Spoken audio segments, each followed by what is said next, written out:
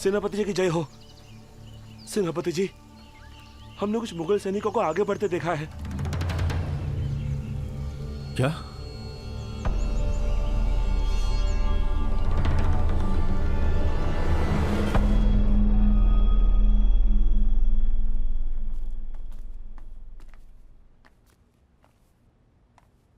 कभी कभी तो हमें समझ में नहीं आता छत्ता, यह खजाना हमारी सबसे बड़ी पूंजी है जिस पर हमला होने वाला है, और तुम यहां निश्चिंत खड़े अपनी मूंछों को ताव दे रहे हो। मूंछों को कुछ न कहिए भैयाजू।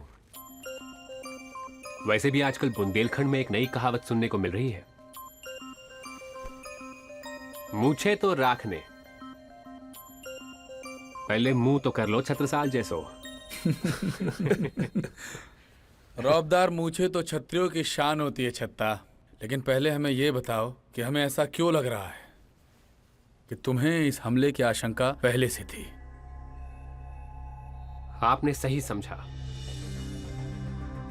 ये शतरंज है भैयाजू, इसमें अपनी ही नहीं शत्रु की अगली चाल का अंदाजा भी होना चाहिए खिलाड़ी को।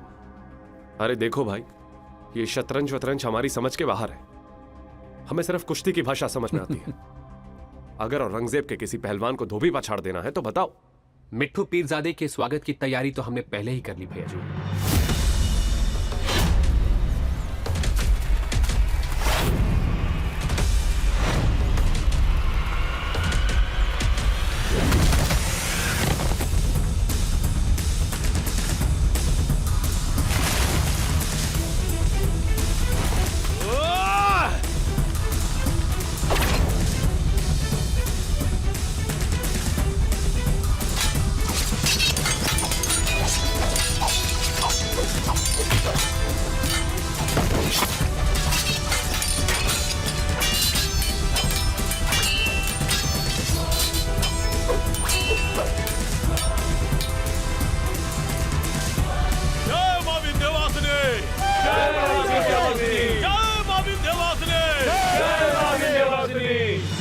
मिट्ठू पीरजादा पर पाई गई जीत हर मायने में ऐतिहासिक थी।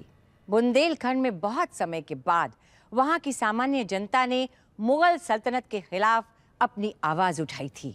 वहां के आम किसानों और गांव वालों ने मिलकर मुगल सेना का मान मर्दन कर दिया। पहली बार वो एक साथ एक उद्देश्य के लिए लड़े थे। इतिहास गवाह रहा है, जनता के इसी जोश और जुनून ने बड़े बड़े आंदोलन खड़े किए हैं, ताकतवर हुकूमतों का तख्ता पलट दिया है। हम सब अक्षरातीत परमात्मा के आनंद अंग हैं। सभी वस्तुओं को प्रकाशित करने वाली आनंद स्वरूप आत्मा है। हमारा मूल स्वरूप सत चिद आनंद है। सच्चित आनंद शब्द से क्या तात्पर्य है? जो तीनों काल में स्थित हो, नित्य अस्तित्ववान अर्थात अक्षरातीत स्वरूप हो, जो परम सत्य है, जो चित्त में दिव्य प्रेम स्वरूप है, उस आनंद स्वरूप को पार ब्रह्म कहते हैं। यदि मैं सच्चिदानंद स्वरूप हूं तो परमात्मा भी सच्चिदानंद स्वरूप ही है। इसका अर्थ यह हुआ कि मैं भी परमात्मा ही हूं। फिर परमात्मा को हमसे अलग दर्शाने का तात्पर्य क्या है? इसे दर्शाने का तात्पर्य है, इस भेद को सागर और सागर की लहर के दृष्टांत से समझा जा सकता है। लहर में जो तत्व होता है वही तत्व सागर में भी होता है, किंतु सागर असीम और व्यापक होता है। तो आत्मा परमात्मा रूपी सागर की एक लहर ही तो है, और इसीलिए सच्चिदानंदमय है। पारब्रह्म कहां है? पारब्रह्म असत्य प्रकृति से परे है। प्रकृति का आधार जो ब्रह्म है, जो उससे भी परे परम धाम में है, यदि कोई उनसे अनन्य प्रेम भाव से जुड़ जाए तो वो पास से पास हृदय में है। परम धाम कैसा है? परम धाम, अक्षरातीत पार ब्रह्म और आत्मा, ये तीनों सच्चिद आनंद स्वरूप है और अनंत, अद्वैत एवं अखंड है। पार ब्रह्म साकार हैं या निराकार हैं? पार ब्रह्म ना तो साकार है और ना ही निराकार। ये दोनों साकार और निराकार त्रिगुणात्मक प्रकृति अर्थात माया के रूप है। निराकार से ही साकार जगत निरंतर पैदा होता रहता है और पुनः उसी निराकार में विलीन भी हो जाता है। और परमात्मा का आनंद स्वरूप परिवर्तनशील नहीं होता। परिवर्तन तो हमारी विकृतियों में होता है। तो पार ब्रह्म ना तो निराकार है और ना ही साकार। पार ब्रह्म के स्वरूप की सच्चाई क्या है? जैसा कि मैंने कहा, पार ब्रह्म निराकार और साकार से परे है। पार ब्रह्म शुद्ध साकार किशोर स्वरूप वाले हैं। वेद, उपनिषद, गीता, कुरान, बाइबल, तौरेद आदि सभी ग्रंथों में निराकार ब्रह्म की व्याख्या है। क्या इनमें से कोई परे की बात है? पार ब्रह्म के आदेश से धर्म ग्रंथ परम तत्वों को निर्देश तो करते हैं, किंतु सांकेतिक रूप से। इन रहस्यों को खोलने के लिए तारतम ज्ञान रूपी कुंजी आवश्यक होती है। तो क्या उस अक्षरातीत परमात्मा को जगत के कण कण में माने या ना माने? इस जगत में परमात्मा स्वरूप से सर्वव्यापी नहीं है, अपितु केवल सत्ता मात्र से सर्वव्यापक है। जैसे मिट्टी के कुंभ में कुंभकार को ढूंढोगे तो वो नहीं मिलेगा, किंतु उसकी कला की अनुभूति अवश्य हो जाएगी। इस नश्वर शरीर के छूटने के बाद आत्मा की गति क्या होती है? मृत्यु के पश्चात उसका शरीर पंच महाभूतों में विलीन हो जाता है। तारतम ज्ञान होने के फलस्वरूप जीव की स्वप्नावस्था टूट जाने के कारण वो आवागमन के चक्करों से सदा सदा के लिए मुक्त हो जाता है। परम धाम के मूल संबंध का ज्ञान होने पर आत्मा अपने मूल स्वरूप में, अपने पार ब्रह्म के चरणों में स्थिर हो जाती है।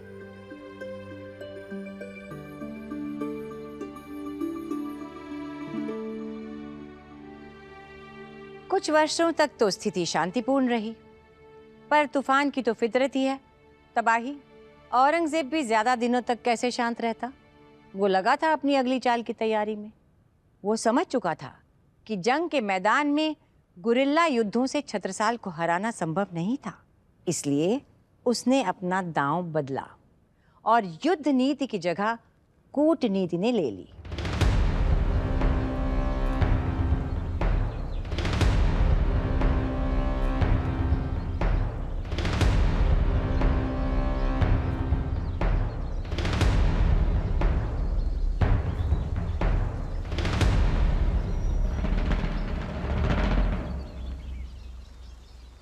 तो तुम हो तहवर खान। बहुत चर्चे सुने हैं हमने तुम्हारे। चर्चे तो उनके होते हैं जिनका कोई वजूद होता है। मैं तो सिर्फ एक नाचीज सा सिपह सलार हूं, आलमगीर बादशाह औरंगजेब का। क्या हुआ छत्ता? ऐसा क्या लिखा है इस पैगाम में? निमंत्रण पत्र है। औरंगजेब ने अपने दरबार में भोजन के लिए आमंत्रित किया है।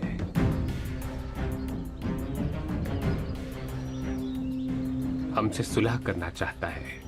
ये कैसा मजाक कर रहे हो छत्ता? ये तो जरा अपना शरीर लेकर अपनी तशफीर बाहर ले जाइए। तस्वीर नहीं भैया जो, तशरीफ। हाँ जो भी है, इनसे कहें यहां से बाहर जाएं। मुझे इस पैगाम का जवाब लेकर ही लौटने का हुक्म मिला है जनाब। तो हम कौन सा तुम्हें लौटने को कह रहे हैं? हम तुम्हें यहां से बाहर जाने को कह रहे हैं।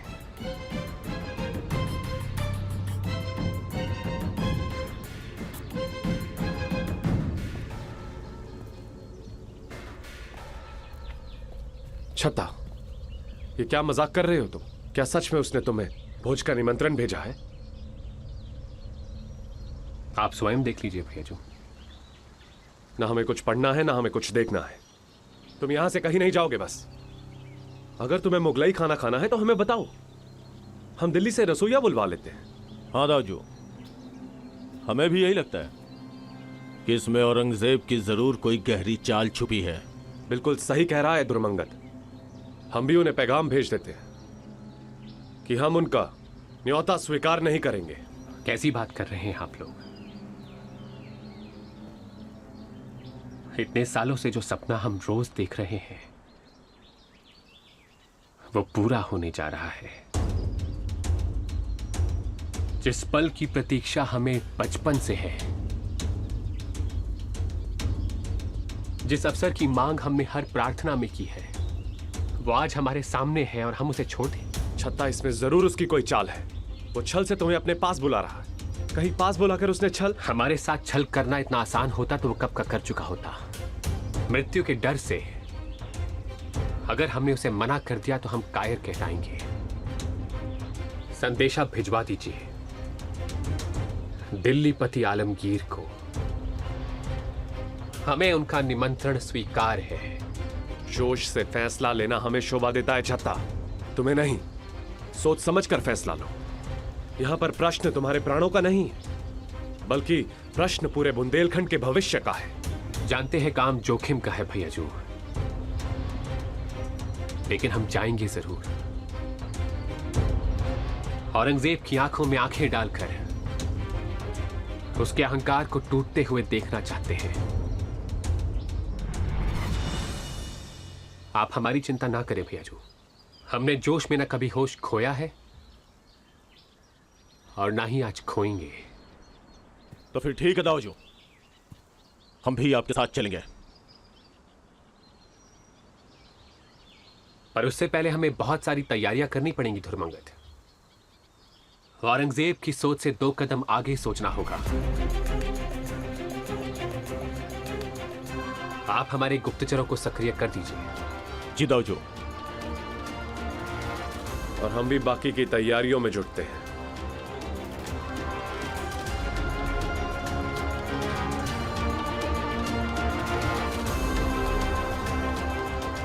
तुम भी क्या याद करोगे और हमसे तुम्हारी आखिरी ख्वाहिश भी पूरी कर देते हैं। भेड़ की खाल में लोमड़ी है ये छत्रसाल। ना तो वो अकेला आएगा और ना ही न्याता। बहुत होशियारी से जाल बिछाना। आप बेफिक्र रहिए जहां पना, इस बार हमसे कोई भूल भूल हुई तो तुम नहीं रहोगे।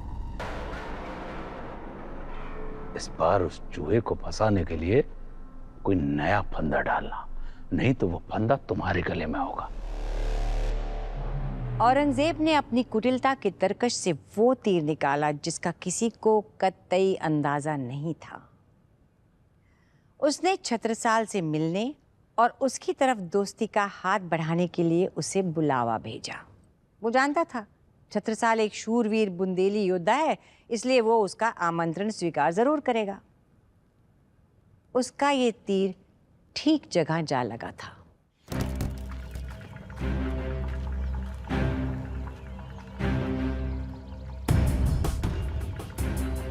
आइए आइए भैया जी, ये देखिए।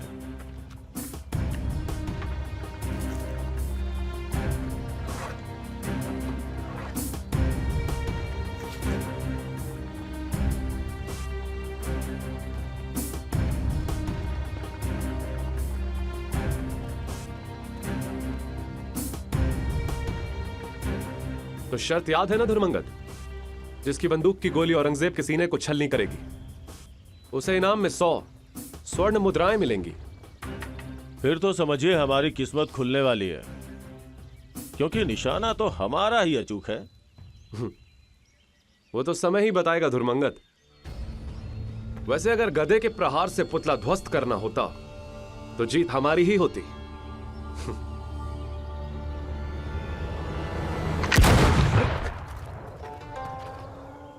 क्या हुआ भैया जू, सब कुशल मंगल तो है?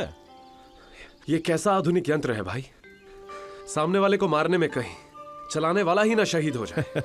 हमने तुम्हें कहा था धुरमंगत, इससे अच्छी तो हमारी गदा है। और ये आधुनिक यंत्र हमारे पल्ले तो नहीं पड़ने वाला भाई। माफ करो हमें। आप इधर आइए, हम दिखाते हैं आपको निशाना कैसे लगाया जाता है।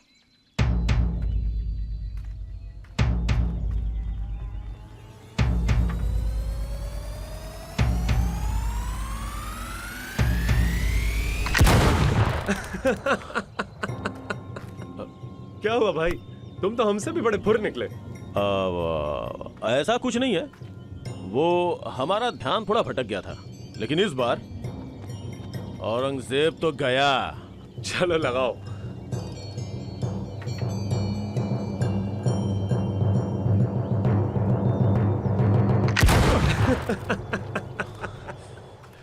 अरे रहने दो भाई, गधे की पीठ पर घोड़े की जीन अच्छी नहीं लगती। चलो रहने दो।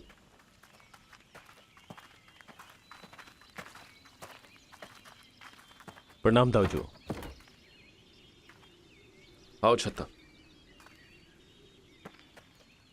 हमें औरंगजेब से तुम्हारी मुलाकात के विषय में कुछ जरूरी बात करनी है। देखो छत्ता, औरंगजेब ये बखूबी जानता था कि तुम दिल्ली हरगिज नहीं जाओगे, इसीलिए उसने बड़ी ही चालाकी से तुम्हें ओरछा में बुलाया। और वो ये भी जानता है कि बुंदेलखंड में ओरछा एक ऐसा राज्य है जो हमारे अधीन नहीं। लेकिन एक बात हमें समझ में नहीं आ रही छत्ता, अगर आसपास के सारे राज्यों को हमने अपने अधीन कर लिया है तो ओरछा को हमने क्यों छोड़ रखा है? राजा सुजान सिंह की मृत्यु के बाद ओरछा की गद्दी किशोर भगवंत सिंह ने संभाली। हमें लगा अब ओरछा को हमारे अधीन हो जाना चाहिए। सेना लेकर हम कालपी गए भी थे।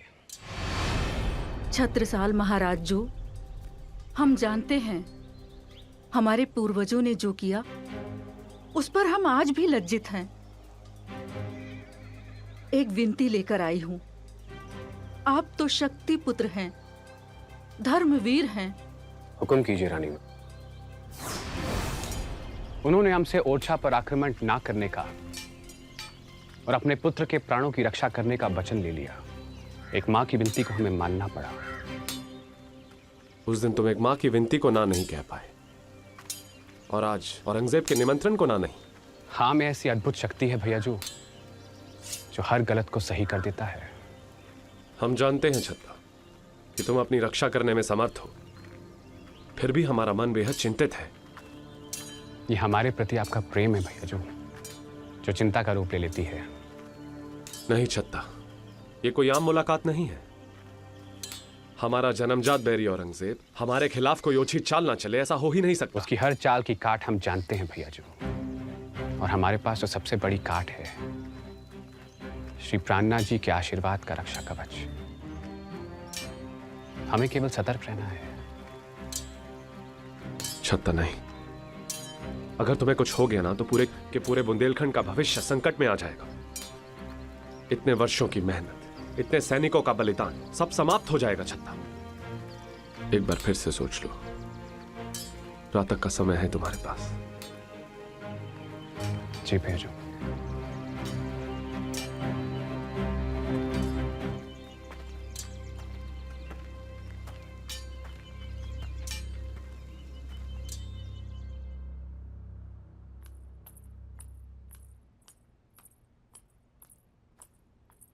हम कुछ बोलेंगे तो कौन सा सुनेंगे आप हमारी? विवाह तो हमसे किया था, पर जीवन साथी तो तलवार रही है आपकी। दुष्ट औरंगजेब ने आपको हमारे साथ रहने ही कब दिया?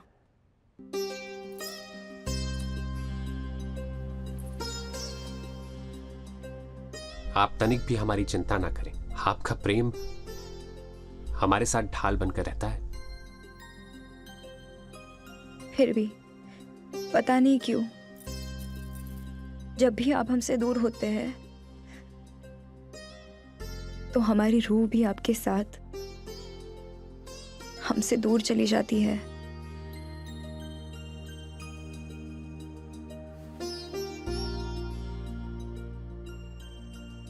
और हमारा मन यहीं आपके साथ रह जाता है।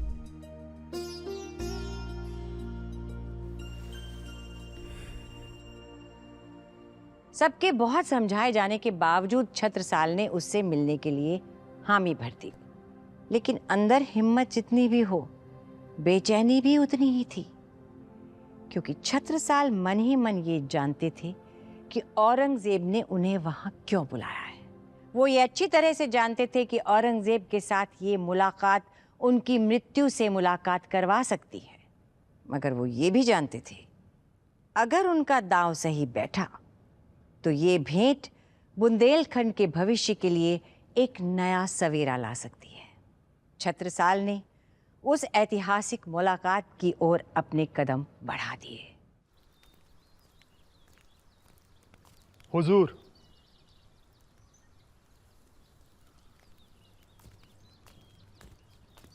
वो आ गया हुजूर।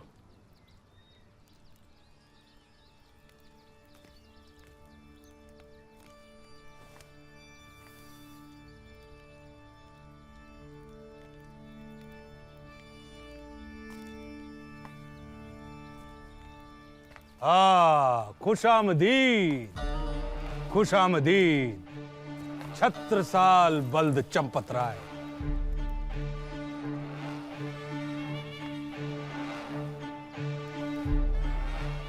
माशाअल्लाह, एक अरसे से इस पल का इंतजार था हमें। एक अरसे से हम तुम्हें देखना चाहते थे। यकीन मानो, तुम्हारे दीदार से हमारी आंखों को करार आ गया। हमारी ऐसी मंशा तो बिल्कुल नहीं थी, फिर भी जानकर हर्ष हुआ कि हम आपके आनंद का कारण बन सके।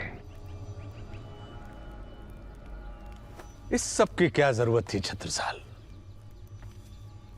हम जब किसी और के घर मेहमान बनकर जाते हैं तो लूटने के इरादे से नहीं, भेंट लेकर जाते हैं। ये समस्त बुंदेलखंड की ओर से है, हमारे राज्य में आपके पहले आगमन के उपलक्ष्य में। राज, जिसे तुम अपना राज्य कह रहे हो, वो हमारे मुगल सल्तनत की एक बहुत छोटी सी जागीर है। और जिसे तुम अपनी रियाया कह रहे हो, वे काफिर, हमारे गुलाम। वैसे तो कलेश करना हमारी फितरत नहीं, लेकिन अगर आपने एक और बार हमारे बुंदेली भाइयों को अपना गुलाम कहा तो हम शालीनता की सीमाओं को तोड़ देंगे, भूल जाएंगे कि आप हमारे मेहमान हैं। फिर ना कहिएगा कि बुंदेलों को तमीज नहीं। बिल्कुल यही तेवर, बिल्कुल यही तेवर थे तुम्हारे वालिद चंपत राय के। वैसे ही वो मूंछों पर दाव देकर घूमता था, लेकिन उसने अपनी जिंदगी की सबसे बड़ी गलती तब कर दी जब उसने आलमगीर औरंगजेब को चुनौती देने की हिमाकत दे डाली। तब ना उसकी हेकड़ी बची,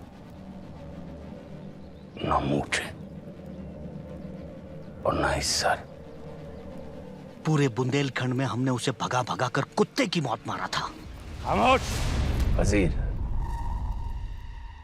ये वक्त पुराने जख्मों को कुरेदने का नहीं है। ये मुलाकात एक नए रिश्ते की शुरुआत के लिए है। हम तुम्हारा इस्तकबाल करते हैं मेरे दोस्त।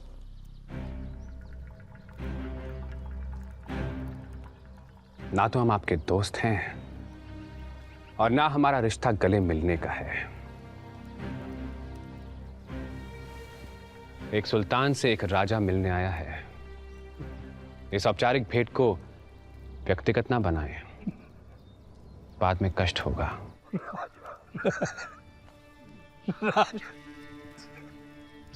राजा, क्या कहते हैं तुम्हारे लोग तुम्हारे बारे में? हाँ, धर्मवीर राजा छत्रसाल, यही ना? छत्रसाल हमारा एक कुत्ता है पालतू, कमबख्त बहुत भौंकता है। हम सोच रहे हैं कि उसका नाम हम शेर खान रख दें। जैसे आपने अपना नाम आलमगीर रख लिया। छत्रसाल,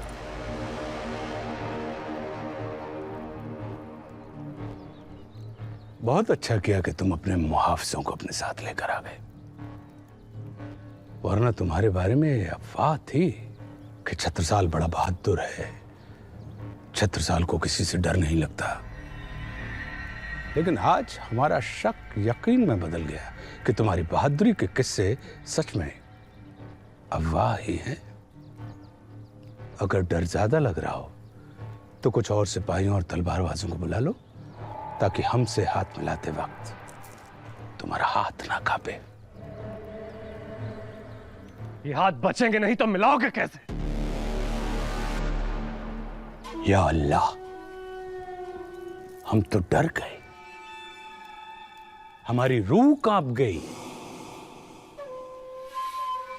भैया जो आप बाहर जाइए ना। हम कहीं नहीं जाएंगे जब तक। भैया जो तिरमंगल। भैया जो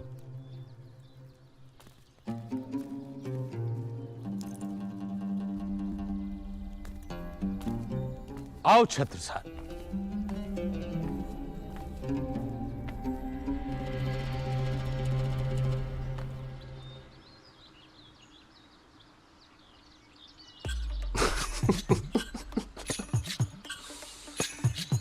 अपने बादशाह से कहो कि तुम्हें कुछ खिलाया करे।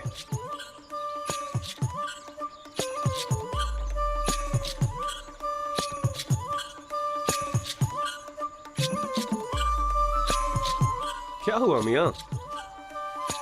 ऐसा चेहरा क्यों बना रखा है? सुबह सुबह पेट साफ नहीं हुआ क्या? अरे हम तो भूल ही गए थे कि तुम्हें तो हंसने के लिए भी अपने बादशाह से इजाजत लेनी पड़ती है। बहुत दया आती है हमें यार तुम पर। कैसे काम करते हो अपने बादशाह के लिए?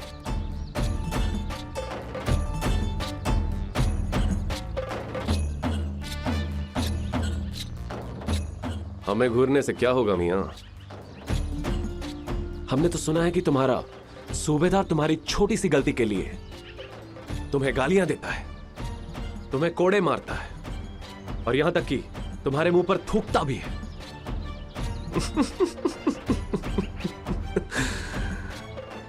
बहुत दया आती है हमें तुम पर। गजब अनुशासन है भाई।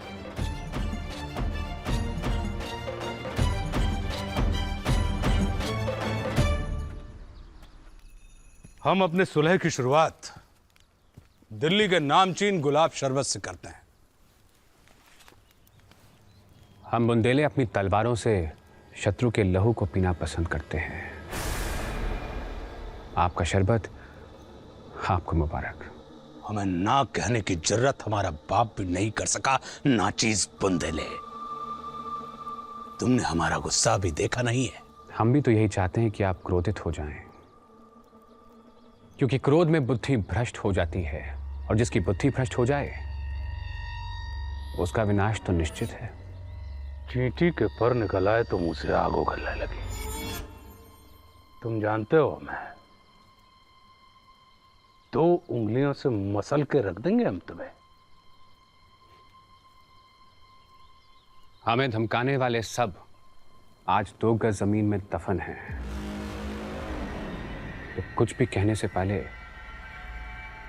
थोड़ा सोचिएगा। माशाअल्लाह।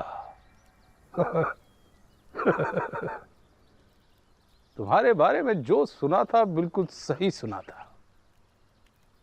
तुम पहले आदमी हो जो हिंदुस्तान के बादशाह से बादशाह केवल आप नाम के हैं। कुछ राजाओं को धमका लेने से हिंदुस्तान पर आपकी हुकूमत नहीं हो जाती है।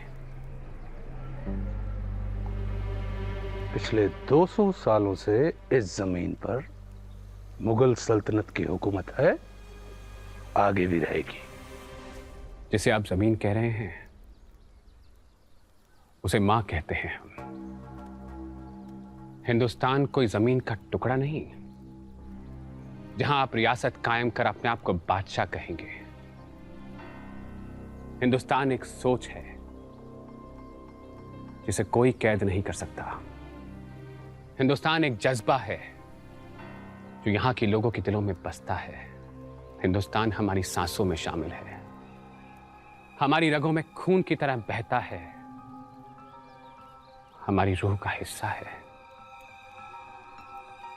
और रूह का कोई बादशाह नहीं होता, सांसों पर किसी की हुकूमत नहीं होती। ये जो अल्फाज तुम कह रहे हो ना छत्रसाल, ये सुनने में बड़े अच्छे लगते हैं, पर हकीकत ये नहीं है जो तुम कह रहे हो। हकीकत ये है कि हिंदुस्तान टुकड़ों में बटा हुआ है। हिंदुस्तान में कोई हिंदुस्तानी नहीं है, कोई मराठा है, कोई राजपूत है, कोई सिख है, कोई बुंदेला है। एक फौज के 2 सिपाही भी अलग अलग चूल्हों की रोटियां खाते हो, वहां एकता हो ही नहीं सकती। और जिस रूह की तुम बात कर रहे हो ना, वो चांदी के चंद टुकड़ों में बिक जाती है। अपनों की गद्दारियों से पैदा होने वाले जख्मों को भरने में वक्त लगता है। जिन गरीब किसानों के लिए तुम इतरा रहे हो ना, वे गरीब किसान चांदी के चंद टुकड़ों के लिए तुम्हारी पीठ पर खंजर भोंकेंगे। जिन भूखों के लिए तुम अपना खून जला रहे हो ना, वे भूखे रोटी के चंद टुकड़ों के लिए तुम्हें जलाकर खाक कर देंगे। हमारी चिंता आप हम ही पे छोड़ देना। फिलहाल तो आपके पैरों तले जो जमीन खिसकती जा रही है उसकी फिक्र कीजिए। हमारी मानिए तो दिल्ली वापस चले जाइए, वरना इस उम्र में अगर आपकी गद्दी छिन गई तो कहां भटकते फिरेंगे। हमारे पैरों के नीचे से जमीन खिसकने का तुम्हारा यह ख्वाब कभी हकीकत नहीं बन पाएगा छत्रसाल। जिसका सिंहासन बेगुनाहों की लाशों की नींव पे खड़ा होता है, वो सिंहासन ज्यादा देर तक नहीं टिक पाता। और आपने तो अपने अहंकार के कारण ना केवल दूसरों पर बल्कि अपनों पर भी अत्याचार किए हैं। आप ना तो अच्छे पुत्र बन सके, ना अच्छे भाई बन सके, और ना ही अच्छे शासक। इतिहास के पन्नों में औरंगजेब का नाम काले अक्षरों में लिखा जाएगा। लोग थूकेंगे औरंगजेब के नाम पर। हमने माना कि हम अच्छे बेटे नहीं थे, अच्छे भाई भी नहीं थे, मगर हम अच्छे बादशाह हैं। हिंदुस्तान में हम अमन चाहते हैं। तो चले जाइए यहां से। भारतीय इतिहास में 2 जानी दुश्मनों की इतनी रोचक मुलाकात के उदाहरण न के बराबर हैं। ऐसी एक मुलाकात मेवाड़ के राजा रतन सिंह और अलाउद्दीन खिलजी के बीच भी हुई थी, जिसके बाद होने वाले दुर्दांत परिणाम को पूरे भारत ने देखा था। देखते हैं इस मुलाकात का हश्र कैसा होगा।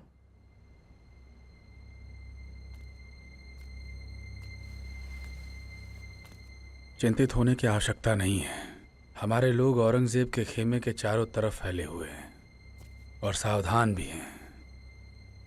अगर उन लोगों में से किसी ने हरकत भी करी तो खून की नदियां बहा देंगे। उनमें से एक भी जिंदा नहीं बचेगा। पर अब तक वहां से कोई खबर आई क्यों नहीं? हमारा मन बहुत घबरा रहा है। धैर्य रखो। जिसे अमन चाहिए होता है वो दूसरे धर्म का पालन करने वालों को काफिर नहीं कहते, उनके पूजा स्थलों को तोड़कर इबादतगाह नहीं बनवाते, गरीबों को धर्म के आधार पर कर नहीं लगाते, मासूमों को जबरदस्ती इस्लाम को मानने के लिए विवश नहीं करते, हिंदुस्तान को इस्लामिस्तान बनाने के लिए नहीं निकलते। लेकिन आप ये बात कहां समझेंगे? आप तो अपने पैदा करने वाले मां बाप के नहीं हो सके, तो इस धरती मां के क्या होंगे? अपनी औकात में रहो। आग से खेलोगे हाथ जल जाएगा, और हमसे खेलोगे तो पूरे जलकर खाक हो जाओगे। मृत्यु से आंख मिचोली तो हम बचपन से खेल रहे हैं। अगर मृत्यु का भय होता तो हम यहां आते ही नहीं। हमने तुम्हें यहां पर फसाद के लिए नहीं बुलाया, सुलह के लिए बुलाया है। हम चाहते हैं कि ये सारा फसाद खत्म हो और हम दोस्ती का हाथ बढ़ाएं। आपको वाकई सुलह चाहिए तो इस सुलहनामे पर हस्ताक्षर कीजिए और सारे फसाद की जड़ खत्म कीजिए।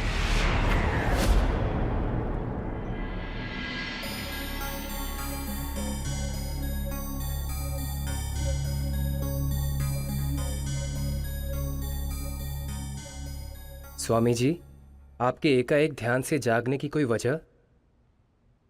अंततः साकुंडल और साकुमार की भेंट हो ही गई। जो कार्य अधूरा रह गया था उसे केवल मेरा छत्ता पूरा कर सकता है, और वो क्षण आ गया है। तो क्या छत्रसाल महाराज औरंगजेब के अंदर व्याप्त साकुमार को जगाने में सफल होंगे?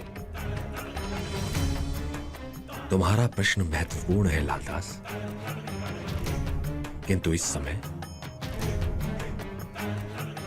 साकुंडल छत्रसाल का साकुमार औरंगजेब के पास जाने का उद्देश्य उसे उसकी अनीति का एहसास करवाना है। अंधकार से निकलना कठिन होगा, प्रयास जारी रखना हमारा धर्म है। हम आज ये सारा फसाद खत्म करके रहेंगे। और तुम जानते हो इस पूरे फसाद की जड़ कौन है? तुम।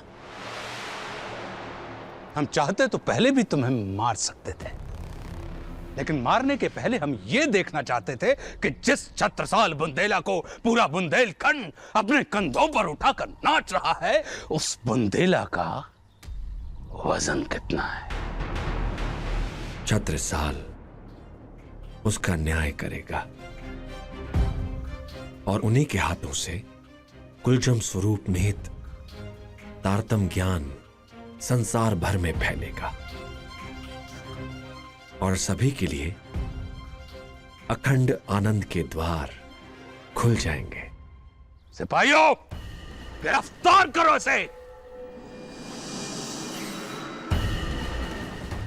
सिपाहियों! तो आएंगे जरूर, लेकिन हमारे कहने पर।